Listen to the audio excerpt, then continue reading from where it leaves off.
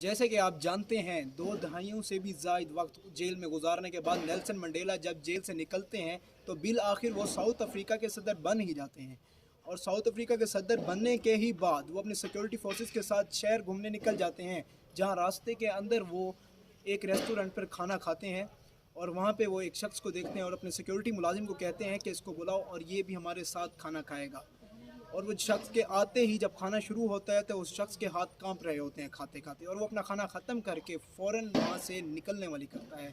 तो security forces का एक एहलकार नेल्सन मंडेला से पूछता है, क्या आप इनको जानते हैं और क्या ये शख्स बीमार है? तो नेल्सन मंडेला अचानक से ही बोल पड़ते हैं, नहीं ये बीमार नहीं है, मैं जिस जेल में सज़ा काट रहा था ये उस जेल में मेरे साथ तशद्दुद किया करता था, उस जेल का ये एक गार्ड था।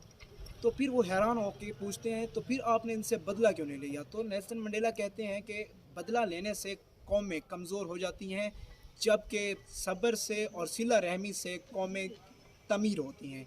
तो कहने का मकसद ये है, हमारे यहाँ पे कभी मिस्टर ए आता है, कभी मिस्टर बी आता है।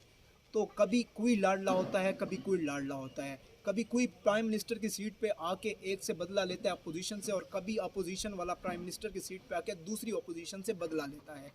कौमें हमेशा सिला रहमी से कौमें बनी हैं, सब्र से कौमें बनी हैं, कभी तशद्दुद और बदले से कौमें नहीं बनी।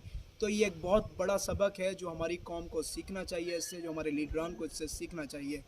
मेरे बताने का मतलब सिर्फ यही है कि यूथ के अंदर सिला रहमी हो और एक हौसला हो, और हमारे लीडरान को इन चीज़ों से सीखना चाहिए, जिससे पाकिस्तान का मुस्तकबिल रोशन हो सके और पाकिस्तान तरक्की की राह पर गामज़न हो सके।